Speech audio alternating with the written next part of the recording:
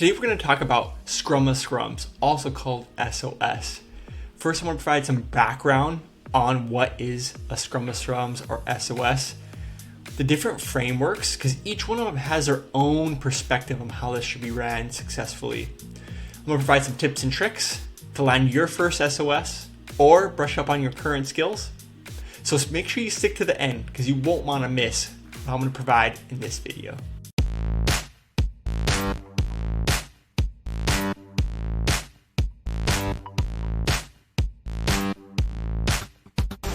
Welcome, Agile enthusiasts and curious minds alike.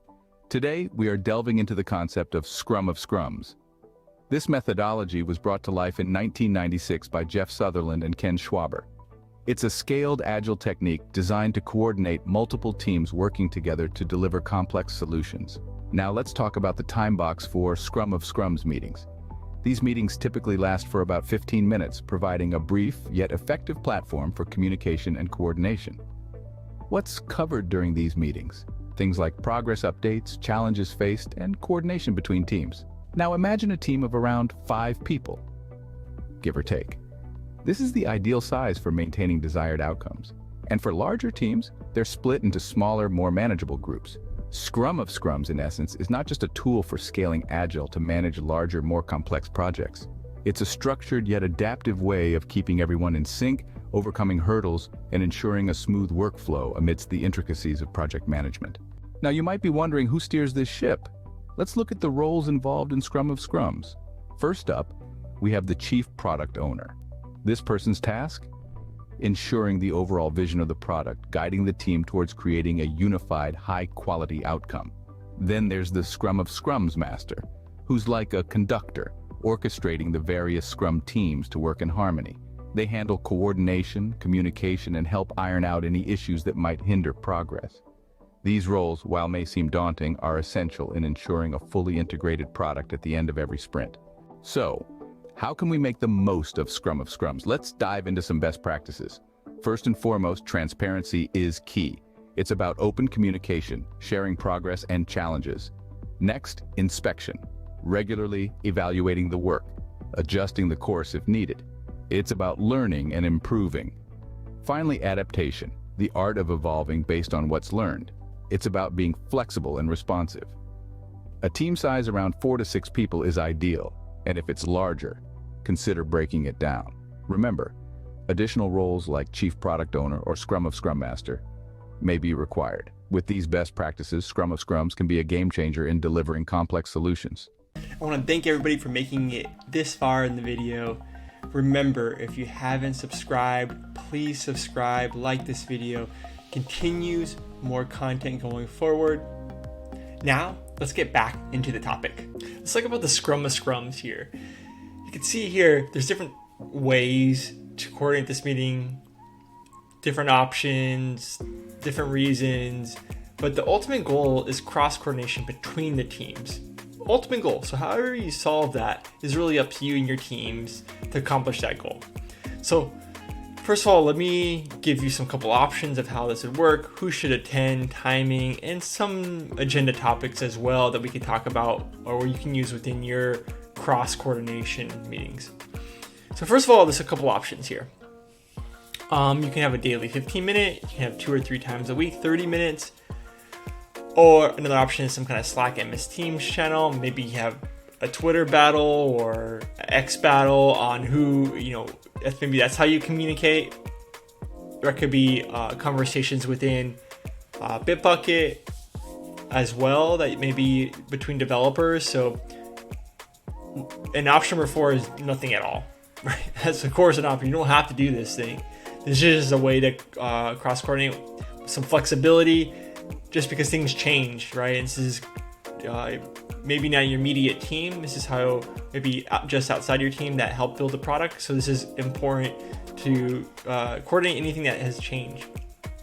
So who should attend this? So Scrum Master, Program Manager, Technical Lead, Team Member. It really doesn't matter actually who attends this, as long as someone attends it. Because remember, the goal is cross-coordinate between the teams. So I think anybody can communicate what the team is doing or any blockers, any help they need. And that's all that's needed. So anybody can attend here. Just have one representative for each team. That's the most important there, to communicate, have communication and representative for that one team there to discuss. Timing. So this all depends, especially if there's global teams involved with this. It can be very tough to have mutual time between all time zones. I do have a scheduling cadences video that talks about the details of this, but really, again, this could be early morning, evening. This also might change the amount of teams globally for what option you take, whether it's daily or 2 to 3 times a week. When you have times that don't overlap that much, then it tends to be, I would say prefer, less 2 or 3 times a week. So you don't have to wake up early or stay up late every single day. So really important on that. And also too, with that global team, you can also send a representative. So it doesn't have to be that same person every single time. So to make sure that's clear to you, there's some options you can do within your team that works for you. Agenda topics. So here is some topics you talk about. For me in this, it could get boring. It's just like daily stand-up, sometimes like retrospective. You go through the same motions again. What is the team doing yesterday, today, blah, blah, blah, right? And eventually, though, enough times, it gets repetitive. And are you really getting the value out of that with cross-coordination for the relevant topics within that time box? And so you end up having to gear the conversations to these kind of topics, or at least from what I've noticed, these types of topics. In depending on the day, you'll talk about one of these or a couple of these, or maybe you don't have anything to talk about. That's also an option. So the first thing is, what is the team working on, right? My team is doing this, right? Just so people can add any input, any dependencies, risks in between the teams. What does the team plan to work? So again, what are we planning on doing? Maybe something in the future that might impact other teams. Any major impediments, so some things that are currently an issue or going to be a future risk. Going back into impediments of maybe that's an issue now. Talk about any major risks that might be in the future. Maybe there's some support you need from the team. Maybe you want to trade players for a little bit, right? Because you need a skill set that you don't have, or someone can do it more efficiently. And so, hey, willing to talk about the trades and how you guys can work together to finish the end goal regardless, right? So that's the ultimate idea, and the goal for the team is to finish those business objectives that you committed to. And so however you need to do that, that's where you can communicate support from other teams. Also dependencies, so predecessors and successors. So there may be some things you need to coordinate in advance to making sure that you have the right people, right resources, right infrastructure, right software, right testing environment, whatever it is, right? You need to talk to, and making sure you're communicating in advance and looking ahead, right?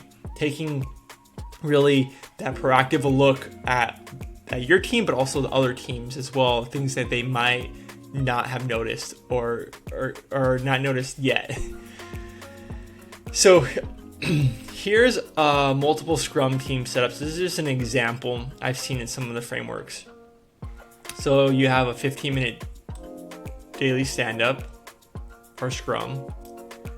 You have 15 minutes right after that, the Scrum of Scrums.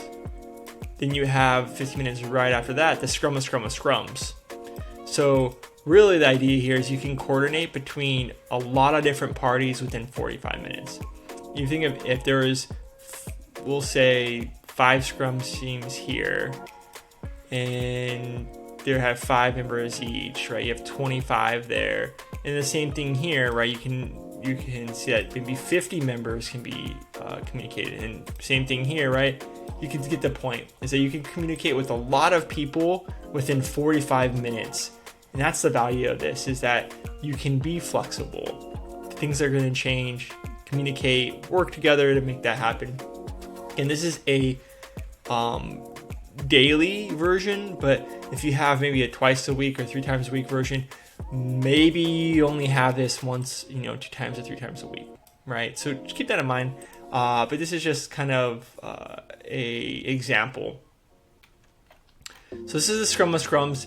Every framework has their own perspective on how to do this. There should also be something like a PO sync, a product owner sync, where the product owners are talking about how they can work together as things change on maybe dependencies between each other, because that will help to coordinate between the highest value items in the backlog as a full team, right? So as multiple product owners that feed into like maybe a product manager, you can really discuss that, get the dependencies, make sure you're organizing the highest value items for the customer, because remember, that's ultimately what you're trying to do for the business.